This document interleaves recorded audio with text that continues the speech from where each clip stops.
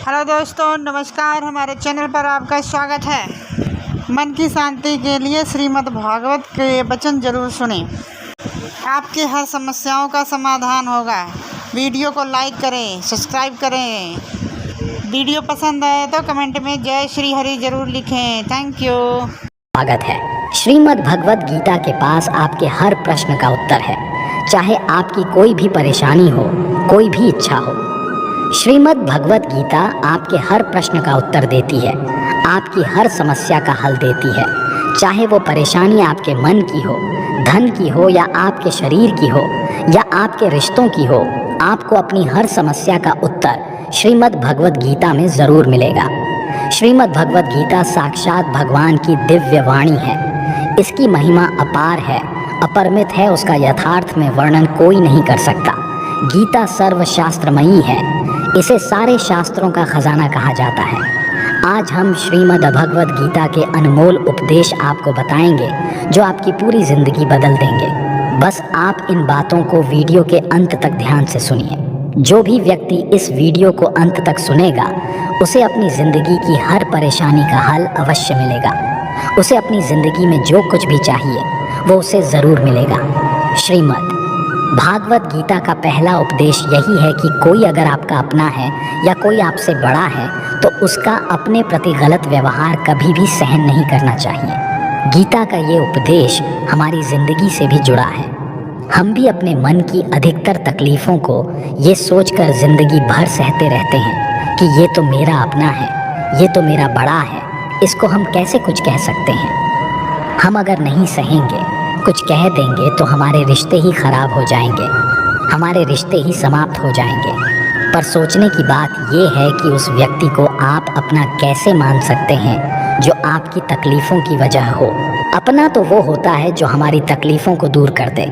गीता का ये उपदेश है, किसी को भी अपना फ़ायदा मत उठाने दो, किसी को भी खुद पर जुल्म मत करने दो, क्योंकि आप जितना सहेंगे लोग आपको उतना सहने के लिए और मजबूर करेंगे।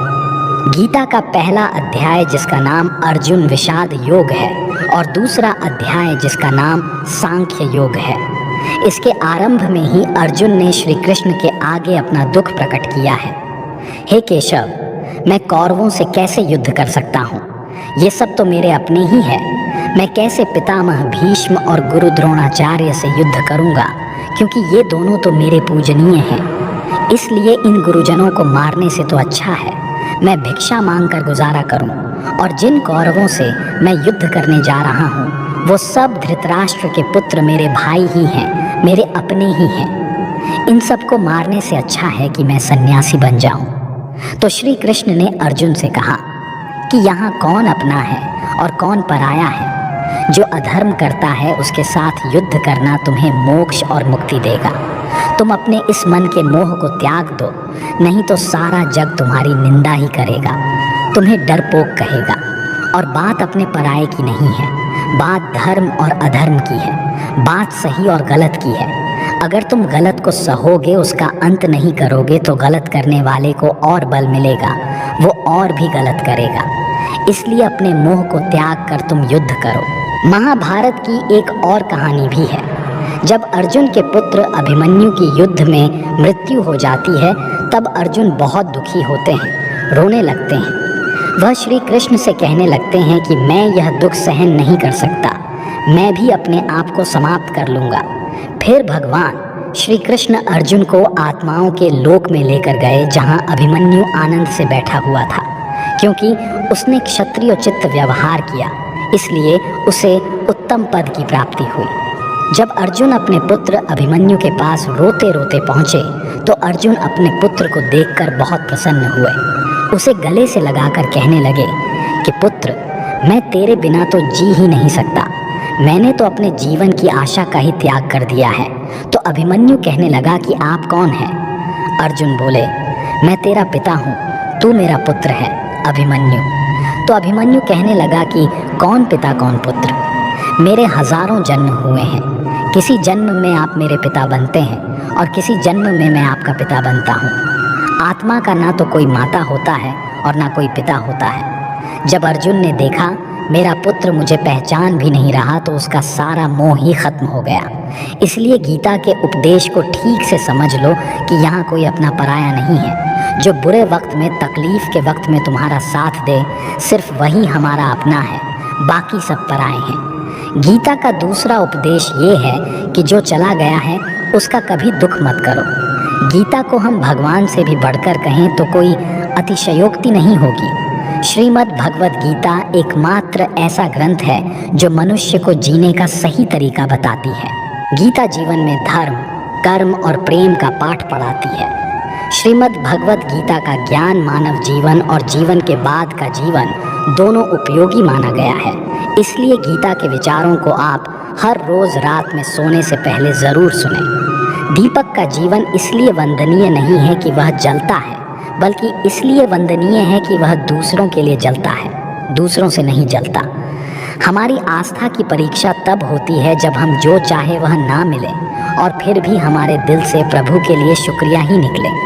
अगर सही मायने में आप अपना जीवन बदलना चाहते हो तो सबसे पहले आपको अपना मन बदलने के लिए तैयार रहना पड़ता है, क्योंकि जैसा आपका मन रहेगा वैसे ही आपके विचार होंगे, और जैसे आपके विचार होंगे वैसे ही आपका जीवन होगा। नीच विचार रखोगे तो नीच बन जाओगे, अच्छे विचार रखोगे तो ऊंचाई पर जाओगे। विश्वास किसी पर इतना करो कि वह तुम्हारे साथ छल करते समय खुद को दोषी समझे, और प्रेम किसी से इतना करो कि उसके मन में सदैव तुम्हें खोने का डर बना रहे। भगवान श्री कृष्ण कहते हैं, व्यक्ति को सदैव बुराई से बचकर रहना चाहिए। अगर कोई बुरा कर्म करता है तो वह कर्म उसको अपने जीवन में भोगना ही पड़ता है। जिस प्रकार सैकड़ों गायों के बीच बछड़ा अपनी माँ को खोज लेता है, ठीक उसी प्रकार कर्म का फल आपको हजारों की भीड़ में भी खोज लेगा। माधव कहते हैं, किसी जीव को कष्ट देकर आप मुझे खुश नहीं देख सकते हो। श्री कृष्ण जगत के स्वामी हैं, वह कण कण में निवास करते हैं। छोटे से छोटे जीव के हृदय में ईश्वर का वास होता है।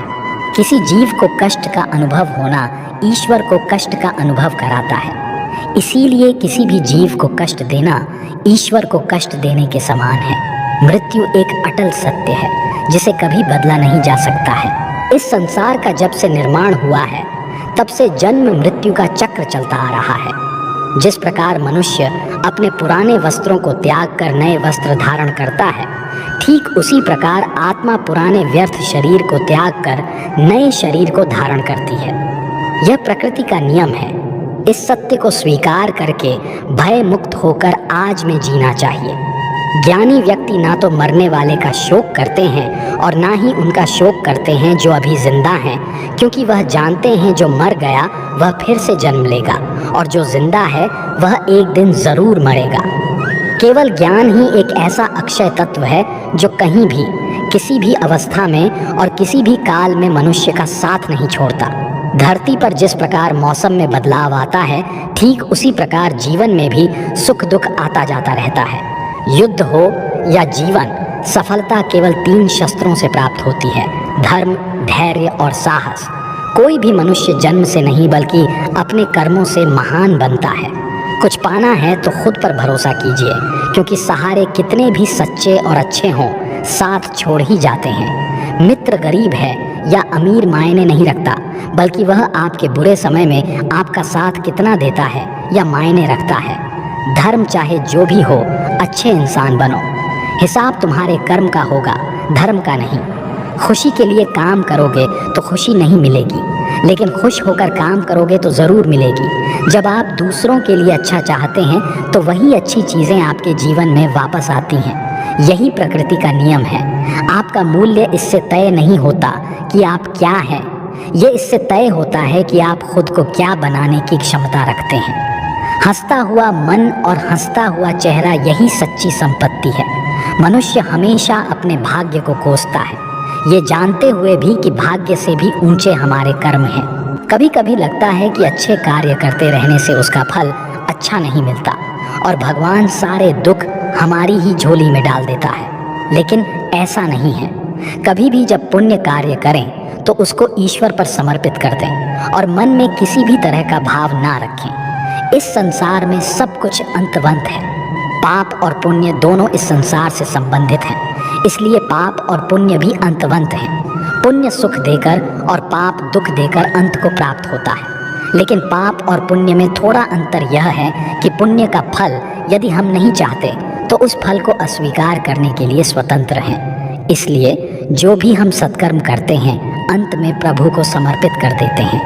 लेकिन यह सवाल उठता है कि क्या भगवान स्वीकार करेंगे?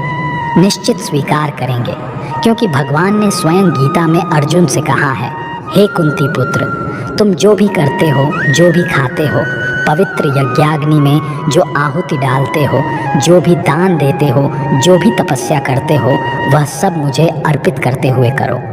इसलिए जो भी कर्म करें भगवान को समर्पित करने के भाव से करें। इस प्रकार हम जो भी पुण्य कर्म करेंगे ईश्वर को साथ रखकर समष्टि के कल्याण की भावना से करेंगे और उसे ईश्वर को समर्पित भी कर देंगे, ताकि उस पुण्य का भी अभिमान न हो। देखो, पाप लोहे की जंजीर है तो पुण्य सोने की, बंधन दोनों में है। लोहे की जंजीर से छूटने का आदमी को मन भी करता है, लेकिन सोने की जंजीर से जो बंधा हुआ हो उसको वह बंधन प्यारा लगने लगता है, उसमें उसको धन नजर आता है, उससे छूटने का मन नहीं करता। गीता में श्री कृष्ण ने कहा है कि पुण्य कर्म मुझे समर्पित कर दे, मुझे अर्पण कर दे, नहीं तो उसके बंधन में बंधोगे। लेकिन जहाँ तक पाप कर्म की बात है तो कहा गया है कि वह भोगना ही पड़ता है। रामचरितमानस में निषाद राज गुह को राम जी का प्रेम यानी भक्ति मिली। भगवान राम गंगा पार कराने पर जब केवट को उतराई देने लगे तो उसने विनय पूर्वक उसे स्वीकार करने से इनकार कर दिया। तो क्या खाली हाथ लौटाया उसे? नहीं। तब भगवान ने केवट को विमल भक्ति का वरदान देकर अनुग्रहित किया। भक्ति एक ऐसी चीज है जो पुरुषार्थ से प्राप्त नहीं होती, जिस पर ईश्वर कृपा करते हैं उसी को प्राप्त होती है। स्वयं महादेव भी रामचरितमानस में भक्ति की ही याचना करते हुए कहते हैं, बार बार बर माघूं हर्षि देहु श्रीरंग, पद सरोज अनपायनी भगति सदा सत्संग। भक्ति ऐसी है कि परमात्मा जिस पर प्रसन्न होते हैं वह जिसको देना चाहते हैं उसी को मिलती है। गुजराती साहित्य के आदि कवि नरसिंह मेहता ने तो गाया है, भूतल भक्ति पदार्थ मोटू ब्रह्म लोकमान नाही रे। ऐसा अद्भुत मूल्यवान पदार्थ जिसको कहते हैं प्रेम पदार्थ, वह भक्ति है। मैं तो कहता हूँ कि जैसे आप अपने देश की करेंसी किसी अन्य देश की करेंसी से कन्वर्ट करा लेते हैं, उसी प्रकार पुण्य कन्वर्ट करा लें प्रभु प्रेम में। एक दर्पण अपनी काबिलियत कभी नहीं बदलता, फिर चाहे वो 2 टुकड़ों में विभाजित हो या 1000 टुकड़ों में। इसलिए अपने असली बर्ताव को कभी नहीं बदले, चाहे कैसी भी परिस्थिति क्यों ना हो। जब परिस्थितियां हमारे वश में ना हो तब मन की स्थिति बदल के देखिए, सब कुछ तो नहीं पर बहुत कुछ आपके अनुरूप हो जाएगा। पेड़ के नीचे रखी भगवान की टूटी मूर्ति को देखकर समझ आया कि परिस्थिति चाहे कैसी भी हो पर कभी खुद को टूटने नहीं देना, वरना ये दुनिया जब टूटने पर भगवान को घर से निकाल सकती है तो फिर हमारी तो औकात ही क्या है। पानी को कसकर पकड़ोगे तो वो हाथ से छूट जाएगा, उसे बहने दो, वो अपना रास्ता खुद बना लेगा। कभी कभी जब परिस्थितियां समझ में न आए तो जो कुछ जीवन में घटित हो रहा है उसे शांत भाव व तटस्थ होकर बस देखना चाहिए। समय आने पर जीवन अपना मार्ग खुद बना लेगा। कठिन परिस्थिति में ही दिमाग को शांत करने की ज़रूरत पड़ती है, उस समय सारा माहौल विपरीत होता है। आपसे एक सवाल पूछता हूँ, अगर अचानक कहीं आग लग जाए तो आप क्या करेंगे, कैसे बुझाएंगे? तो आप कहेंगे कि ऐसी परिस्थितियों के लिए हम पहले से ही इंतज़ाम करके रखेंगे। आप बिल्कुल सही कह रहे हैं, सभी जगहों पर ऐसी परिस्थितियों से निपटने के लिए कुछ ना कुछ अरेंजमेंट्स पहले से होता है। आपको शायद मेरी ये बात अजीब लग रही होगी, लेकिन इसी में आपके सवाल का जवाब है। जैसे आग लगने पर कुआं नहीं खोद सकते, वैसे ही अचानक मुश्किल हालात आने पर मन को शांत नहीं कर सकते। चाहे उस समय कितनी ही मोटिवेशनल स्पीच हमारी सुन लीजिए, वीडियो देख लीजिए, भक्ति भजन कर लीजिए, मन शांत नहीं होगा। अगर पहले से ही मन को सकारात्मक सोच, अध्यात्म और सच्ची भक्ति में लगाया होगा, या फिर मन की तीव्र गति को ध्यान द्वारा साधा होगा, अच्छे लोगों की संगत में रहते होंगे, तभी मन मुश्किल समय में शांत रह सकता है। वरना तो वही पुरानी कहावत कि आग लगने पर कुआं नहीं खोदा जाता। इसलिए जब जीवन में सब कुछ सही चल रहा हो, शारीरिक रूप से भी ठीक हो, तभी से मन को शांति के मार्ग में लगा दे, ताकि मुश्किल समय आने पर दिमागी संतुलन बना रहे और बुरे वक्त को ठीक से मैनेज कर सकें। जो लोग कठिन परिस्थिति में हाथ पर हाथ रख कर बैठ जाते हैं, उनका दिमाग शांत नहीं रहता है। वे अपने हालत को बदल नहीं पाते हैं। काम करने से बुरे विचार दिमाग में नहीं आते हैं, बल्कि आप काम करने के फलस्वरूप कुछ पाते हैं। यदि बुरा हुआ तो अनुभव मिलता है, वरना सफलता के दर्शन होते देर नहीं लगती है। जब हालत विपरीत हो, तब आप लंबी गहरी सांस लेने की कोशिश करें। आपका सारा ध्यान आसपास की बुरी बातों से सिमटकर सांसों पर केंद्रित हो जाएगा। आप सिप सिप करके पानी पीने की कोशिश करें। आप खाली न रहे कोई मनपसंद काम करें। खाली दिमाग शैतान का घर होता है। समय पर भरोसा रखें। आज तक कोई ऐसी रात नहीं हुई जिसका सवेरा न हुआ हो। जंगल में लगी बड़ी से बड़ी आग भी एक दिन शांत हो ही जाती है। कुछ न कुछ नया सीखते पढ़ते रहें। ये इन परिस्थितियों के उपहार स्वरूप आपको हमेशा याद रहेगा। आत्मचिंतन मनन करने का यही समय होता है, क्योंकि जब दरवाजे खुलने लगेंगे तो फिर दौड़ शुरू हो जाती है। ये समझिए, ईश्वर ने सबसे मुश्किल रोल के लिए आप जैसे बेहतर कलाकार को चुना है। हर घटना के पीछे प्रकृति का कोई प्रयोजन होता है। इस समय को टिक टिक करती घड़ी की सुइयों की तरह लें। सभी को अपने हिस्से का सुख या दुख स्वयं ही तो भोगना होता है। सुख में तो फिर भी सभी मिलेंगे, लोग आसपास आपको, लेकिन दुख में कोई नहीं आता मदद करने। सभी दूर खड़े रहते हैं और कई बार तो हम दुख में खुद को बिल्कुल अकेला पाते हैं। पर शायद यह सोचना भी पूरी तरह से सही नहीं है। ईश्वरीय शक्ति तो है ना हमारे आसपास, हमारे साथ। बस आवश्यकता होती है तो उन शक्तियों को पहचानने की। बस एक बार कुछ फुर्सत के पल निकाल कर उन्हें दिल से याद तो कीजिए। वे अवश्य आते हैं हमारी मदद करने। जब दुखों से हार जाओ तो घबराने से कुछ नहीं होगा। तुम्हारा जीवन इतना संघर्ष भरा क्यों हुआ, ज़रा ये तो सोचो। लोग तो ये भी कहते हैं अगले पिछले कर्म ऐसे होंगे तभी तो इतना दुख मिला है। नहीं पगले, बिल्कुल नहीं, बल्कि तुम इस कार्य के लिए चुने गए हो उस प्रभु के द्वारा। तुम्हें इतनी क्षमता है कि तुम सहन कर सकते हो हर कष्ट, हर दर्द। विपरीत परिस्थितियों में भी जो न टूटे खरा सोना बनकर निकले, ऐसे हो तुम। कई बार हम सोचते हैं बस बहुत हुआ, अब नहीं होगा। कुछ हमसे तो सोचो, क्या किसी ने कहा है तुमसे ये सब सहन करने के लिए नहीं ना? जीते तो सभी हैं और एक दिन चले भी जाते हैं। इस दुनिया से तो क्या ऐसा जीवन भी कोई जीवन है जब तक कि कोई संघर्ष ना हो। आपको अपने विचारों पर नियंत्रण रखने की ज़रूरत नहीं है। आपको बस उन्हें अपने ऊपर नियंत्रण करने देना बंद करना होगा। एक व्यक्ति शांत मन के जितना करीब आता है, वह मजबूती के उतना ही करीब होता है। मन पानी की तरह है, जब यह अशांत होता है तो देखना मुश्किल हो जाता है। जब यह शांत होता है तो सब कुछ स्पष्ट हो जाता है। अपनी आंखें बंद करें, कुछ देर के लिए अपना दिमाग बंद करें, क्योंकि वहाँ एक शांत भूमि है जो आपकी उपस्थिति का इंतज़ार कर रही है। कभी कभी समुद्र के शांत होने की प्रतीक्षा करने का समय नहीं होता है। यदि आपको अपने लक्ष्य तक पहुँचना है तो अपनी यात्रा शुरू करें और तूफान को अपना रास्ता बनने दें। धैर्य प्रतीक्षा करने की क्षमता नहीं है। धैर्य का अर्थ है शांत रहना, चाहे कुछ भी हो जाए। इसे सकारात्मक विकास के अवसरों में बदलने के लिए लगातार कार्रवाई करना और यह विश्वास रखना कि जब आप प्रतीक्षा कर रहे हों तो अंत में सब कुछ ठीक हो जाएगा। जब आप आंतरिक शांति का अनुभव करते हैं तो आप स्वीकार करते हैं कि आप कौन हैं। आपकी ताकतें, खामियां, इच्छाएं, सपने, वो सब कुछ जो आपको विशिष्ट रूप से आप बनाता है। आप अपने आसपास की दुनिया और सामने आ रही स्थितियों को अधिक स्वीकार करने का अनुभव करते हैं, जिससे चिंता और तनाव का आप पर कम नकारात्मक प्रभाव पड़ता है। सामने खड़े व्यक्ति की उम्र और बुद्धि से किसी के मन की बात पता लगाना संभव नहीं है। मन की बात सिर्फ प्यार और सहानुभूति से ही जानी जा सकती है। यदि आप पॉजिटिव रहना चाहते हैं तो अपना अधिक समय उन्हीं के साथ बिताएं जो आपको खुश रखते हैं, या फिर उनके साथ जो आपको प्रभावित करें। हारा हुआ खेल दोबारा तो खेला जा सकता है, लेकिन एक बार जो मन से हार गया वो कभी जीत नहीं सकता। सफलता की राह प्रत्यक्ष तौर पर कहीं नहीं होती, बल्कि वह आपके मन में होती है। अगर आपने अपने मन को जीत के लिए तैयार कर लिया तो कोई और आपको नहीं हरा सकता। आप जीवन में अकेले नहीं चलते।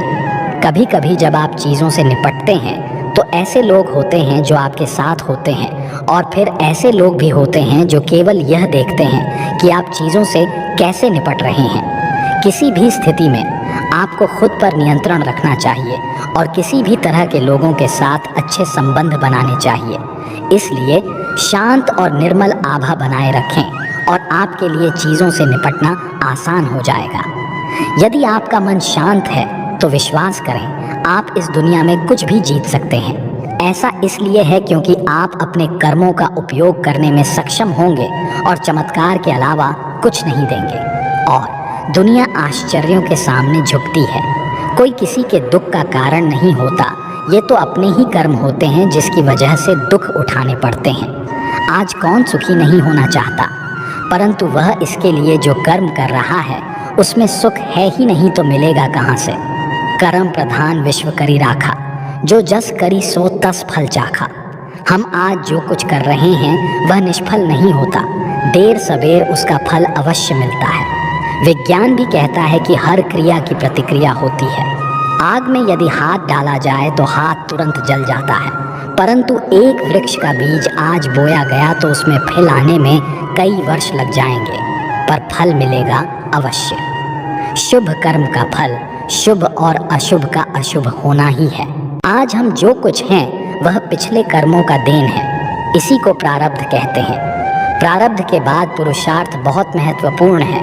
हम जो कुछ बनना चाहते हैं या जिस क्षेत्र में आगे बढ़ना चाहते हैं उसमें अपने पुरुषार्थ की महत्वपूर्ण भूमिका होती है, साथ ही साथ ईश्वरीय कृपा।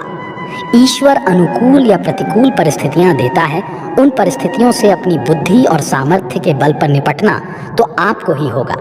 दैवीय शक्तियां पुरुषार्थ वालों की ही मददगार होती हैं, निठल्ले, आलसी और लोगों की नहीं।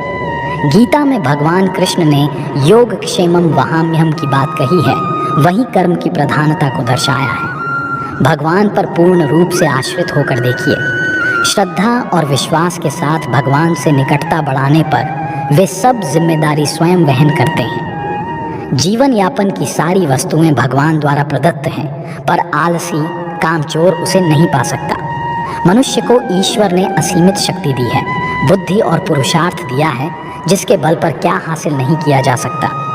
भय और अतृप्त वासना ही समस्त दुखों की जड़ है। जीवन भर मनुष्य जीविका के प्रपंच में उलझा रहता है।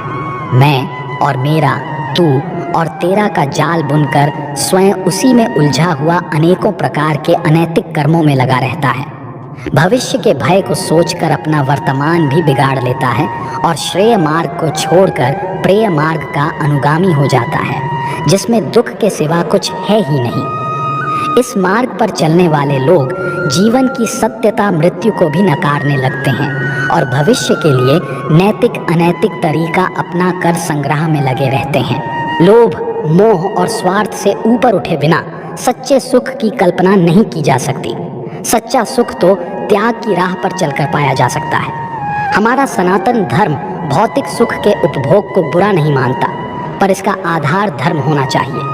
धर्म का आचरण करने से छल कपट ईर्ष्या जैसे अनैतिक कर्म में मनुष्य लिप्त नहीं होगा और मेहनत से जो कमाया है उसी को हरी इच्छा समझकर संतोष करेगा। संतोष से परम सुख की प्राप्ति होगी।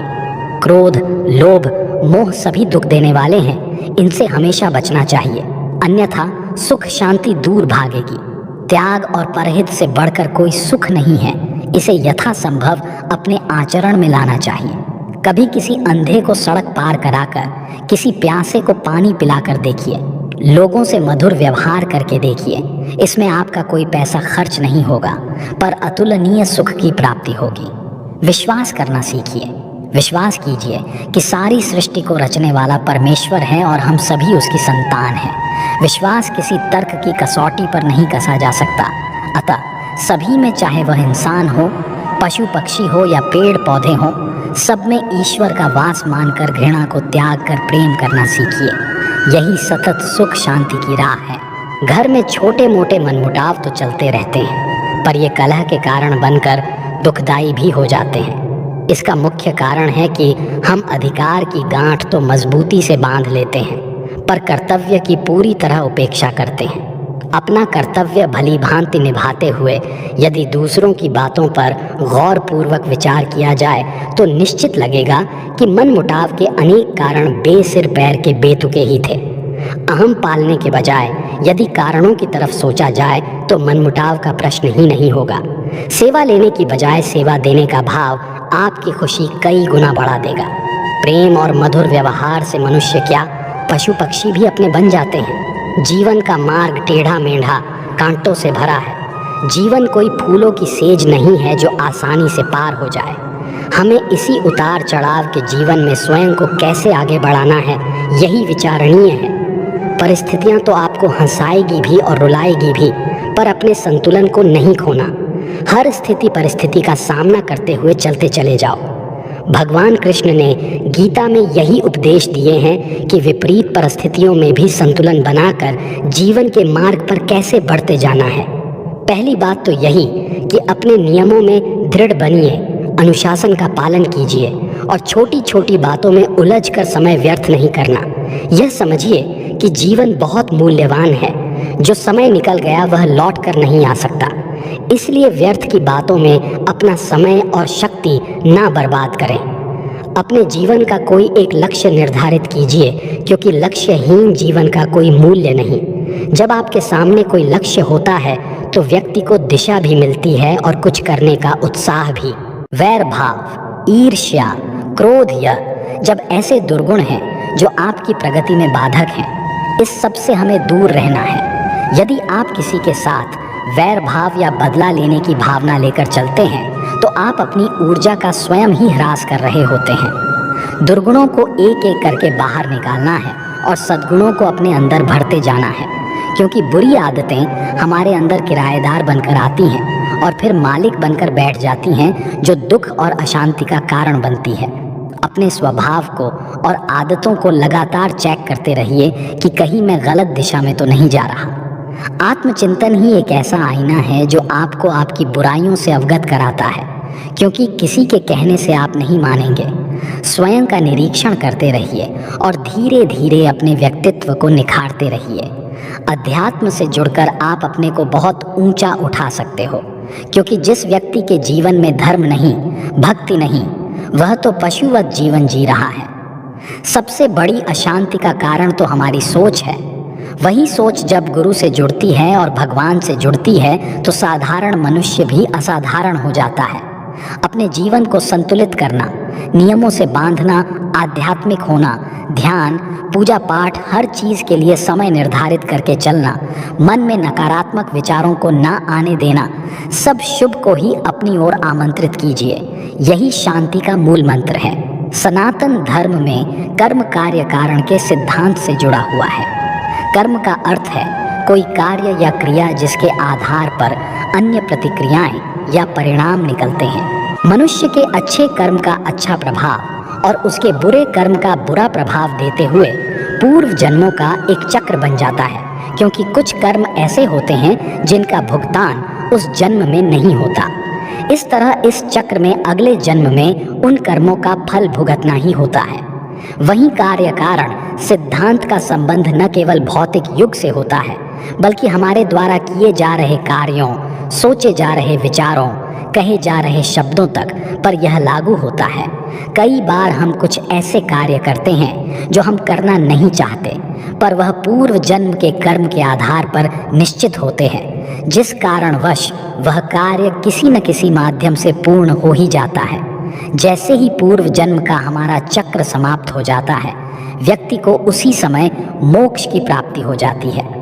हमारे शास्त्रों में इस बात का उल्लेख मिलता है कि 84 लाख योनियों के बाद मनुष्य का जन्म प्राप्त होता है। साथ ही यह भी विशेष रूप से वर्णित किया गया है कि केवल मनुष्य योनि में ही जन्म और मृत्यु के चक्र से मुक्ति पाई जा सकती है। मनुष्य के कर्म का फल उसकी परिस्थिति और दैवीय शक्तियों द्वारा निर्धारित होता है।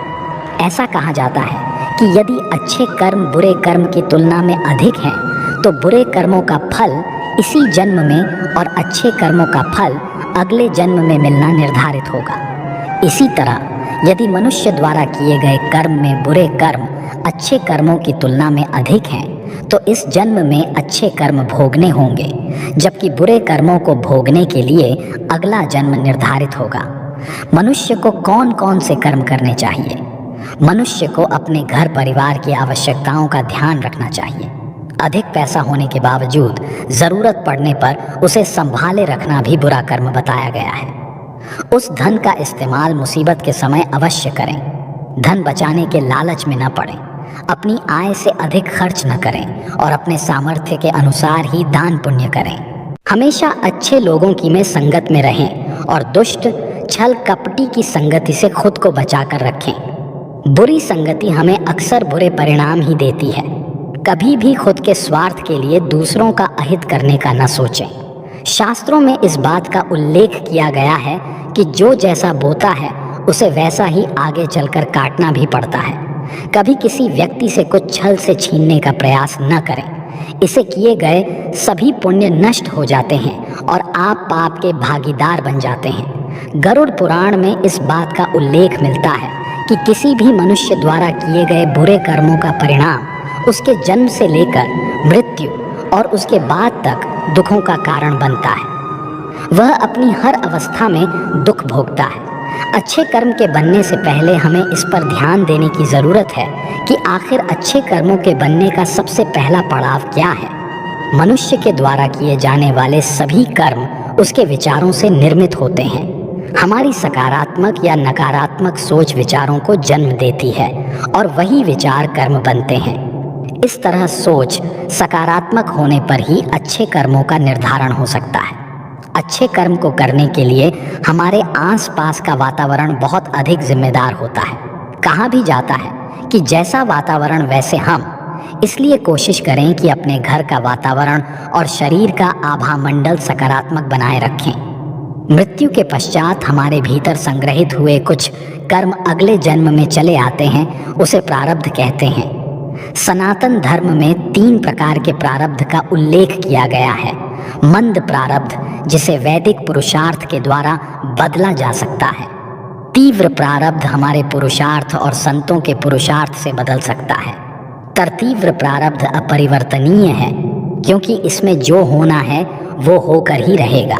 संसार में सबसे बड़ा पाप क्या है? संसार में सबसे बड़ा पाप स्त्री का अपमान करना बताया गया है। स्त्री को सृजनकर्ता का दर्जा दिया गया है और यदि स्त्री का अपमान किया जाएगा तो वह व्यक्ति सबसे बड़े पाप का भोगी माना जाता है। श्रीमद्भागवत गीता में द्रौपदी का अपमान ही महाभारत जैसे युद्ध का कारण बना था।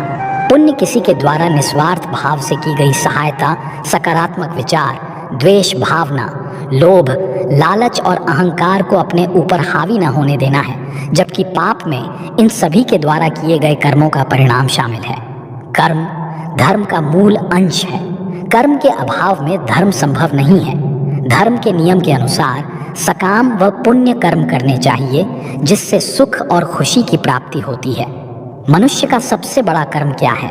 दान ही सबसे बड़ा कर्म है। सबसे अच्छा कर्म कौन सा है?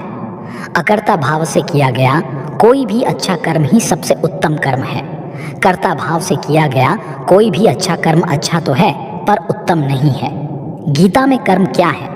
गीता के अनुसार जो कर्म निष्काम भाव से ईश्वर के लिए जाते हैं वे बंधन नहीं उत्पन्न करते। वे मोक्ष रूप परमपद की प्राप्ति में सहायक होते हैं।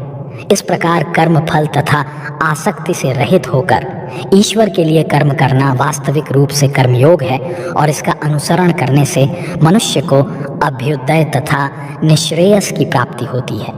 जो भी व्यक्ति अपने गुजरे हुए कल या आने वाले कल में जीता है, उसके विषय में ही सोचता रहता है, वो जिंदगी में कभी खुश नहीं रह सकता। देखा जाए तो बीते हुए कल और आने वाला कल का कोई अस्तित्व ही नहीं है। वह केवल आपकी सोच में विद्यमान है। अपने मन को सदा ऐसे शिक्षित करो कि आप अपने आज के आनंद में जी सको, अपने प्रत्येक पल की मौज ले सको। जो आपके साथ गलत करते हैं उसका विरोध ज़रूर करें। अगर आप सामने वाले का गलत व्यवहार सहते रहेंगे तो वो आपके साथ गलत करता ही रहेगा। जब अर्जुन ने भगवान कृष्ण से कहा कि जिनसे मैं युद्ध करने जा रहा हूँ वो मेरे भाई और गुरुजन हैं और मेरे अंदर उनके साथ युद्ध करने का साहस नहीं है, तो कृष्ण भगवान ने अर्जुन को जागृत किया कि जिन्हें तू अपना मान रहा है वह सब पाप के पक्ष में खड़े हैं और अगर तू इनसे युद्ध नहीं करेगा तो समाज में पाप बढ़ जाएगा। क्योंकि जब गलत का कोई विरोध नहीं करता है तो सामने वाला गलत करने का जैसे हकदार हो जाता है, और जब आप सब कुछ चुपचाप सहते रहते हो तो सामने वाले को बल मिलने लगता है, वह आपको कमज़ोर समझने लगता है। लेकिन जब आप उसके द्वारा किए गए अधर्म को रोक लेते हैं, उसका विरोध करते हैं, तब वह अपनी सीमा में रहना सीख जाता है। ये कलयुग है। अगर आप खुश रहना चाहते हैं तो आपको अपनी रक्षा खुद करनी होगी। रिश्ते हमें दुख नहीं देते हैं, पर उनके प्रति हमारा मोह हमें दुख देता है। आज से ही अपने मोह को छोड़कर प्रेम का सबक पक्का करें। मोह अपेक्षाओं से जुड़ा है, जबकि प्रेम केवल देना जानता है। मोह एक दो के लिए होता है जिन्हें हम अपना मानते हैं, प्रेम सबके लिए होता है। मोह से कमजोरी पैदा होती है, इसके विपरीत प्रेम से ताकत महसूस होती है। मोह में इंसान एक दूसरे को बांधने की कोशिश करता है, जबकि प्रेम एक दूसरे को फ्रीडम देता है। भगवत गीता हमें सिखाती है कि हमें सदैव अच्छे कर्म करने चाहिए। परमात्मा की प्रकृति में इंसाफ अवश्य होता है। आपके द्वारा किए गए अच्छे कर्म आपको मुश्किल वक्त में परेशानी से बचाते हैं। इसी तरह आपके द्वारा किए गए गलत कर्म की सज़ा भी आपको ज़रूर मिलती है। भगवत गीता में श्री कृष्ण ने अर्जुन को यही सिखाया है कि क्षत्रिय होने के नाते जो तेरा कर्तव्य है, जो तेरे लिए सही है, वही काम कर। दुनिया के लोग ज्ञान और अज्ञान दोनों से चलते हैं, इसलिए तू दुनिया का अनुसरण ना कर, बल्कि सत्य का अनुकरण कर। तेरा धर्म, तेरा कर्म यही है कि तू अधर्म का नाश कर और धर्म की रक्षा कर। ऐसे ही हर इंसान का अलग अलग कर्तव्य होता है। हम कभी भी कुछ भी इसलिए ना करें कि सब लोग यही करते हैं। अगर आप भी वही करोगे जो सारी भीड़ कर रही है तो आप उस भीड़ में कहीं खो जाओगे। लेकिन अगर आप विचार करके वो काम करोगे जो आपके लिए सही है, जिसकी आप में प्रतिभा है, तो सारी भीड़ में भी आप अलग नजर आओगे। इस बात का हम सदा विश्वास रखें कि जो चीज़ हमारी है वह कहीं ना कहीं से हमारे पास अवश्य पहुंच जाएगी, और ज़िंदगी में जो कुछ भी आपको हासिल नहीं हुआ है उसका पछतावा करना और उसके लिए रोना छोड़ दें। प्रयास करना मनुष्य के हाथ में है, पर उसका फल उसके हाथ में नहीं है। हम जीवन में किसी की मदद करें या ना करें, पर किसी का भी दिल हमारी वजह से ना दुखे, यह बात हमेशा हमें याद रहे। अगर हम किसी का भी दिल दुखाएंगे तो हमें भी उसका दर्द अवश्य मिलेगा। जब हमारी वजह से किसी का दिल दुखता है तो हमें पता नहीं चलता, लेकिन जब हमारा दिल दुखता है तो हमें समझ में आता है। भगवत गीता हमें सिखाती है कि जो कुछ भी होता है अच्छे के लिए होता है। जो हो रहा है उसमें भी कोई भलाई अवश्य है, और जो होगा उसमें दृढ़ विश्वास रखें ही अच्छा ही होगा। कभी कभी हमारे जीवन में कुछ ऐसी परिस्थितियां आ जाती हैं कि हमारे अंदर ये ख्याल आता है कि मेरे साथ ही ऐसा क्यों हुआ, या मेरे साथ बहुत गलत हुआ। लेकिन जब वक्त गुजर जाता है तब हमें एहसास होता है, अगर हमारे साथ यह सब नहीं हुआ होता तो आज हम इस मुकाम पर नहीं होते। मनुष्य को किसी भी चीज़ की अति नहीं करनी चाहिए। ना किसी से अति का राग, ना किसी से अति का वैर। हद से ज़्यादा आराम आपको आलसी बना सकता है, और हद से ज़्यादा खाना आपको बीमार कर सकता है। बहुत ज़्यादा भूखा रहना भी खराब है।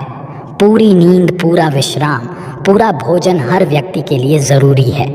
जीवन को सदा संतुलन के साथ जीना चाहिए। चाहे आपके पास कितनी भी शक्ति क्यों ना हो, लेकिन सत्य और ईश्वर जिसके साथ खड़े हो जाएं, उसे दुनिया की कोई भी ताकत नहीं हरा सकती। अर्जुन धर्म युद्ध लड़ रहे थे, भगवान कृष्ण उनके साथ थे और उनकी जीत निश्चित थी। महाभारत के युद्ध में यह उदाहरण स्पष्ट नजर आता है। मनुष्य को सदा धर्म के मार्ग का अनुसरण करना चाहिए। अर्जुन युद्ध नहीं करना चाहता था क्योंकि सामने उसके पितामह और गुरुजन थे, लेकिन श्री कृष्ण ने उसे ज्ञान दिया कि यहाँ पर बात तेरे अधिकारों की है। भरी सभा में द्रौपदी के साथ किया गया अपमान, पांडवों के साथ हुआ अधर्म सहने योग्य बात नहीं है। जैसे हमें गलत करना नहीं चाहिए, ऐसे ही गलत सहना भी बड़ा पाप है, फिर चाहे वह अपना ही क्यों ना हो। जो भी व्यक्ति श्रीमद् भगवत गीता से मिलने वाली इन सीखों का मनन चिंतन करेगा, इनके महत्व को समझेगा, वो जिंदगी की हर परिस्थिति को स्थिरता के साथ पार कर पाएगा। जीवन में आने वाले मुश्किल समय में भी उसे रास्ता अवश्य मिलेगा। जब समय विपरीत हो तब शांत रहना ही सही होता है। अशांति तभी आती है जब सब कुछ आपकी इच्छानुसार नहीं होता है अथवा कुछ भी आपके हिसाब से नहीं होता है। शांत रहने के लिए आपको बहुत कुछ छोड़ना होगा, अच्छे से समझना होगा कि सब कुछ आपके हिसाब से नहीं होगा।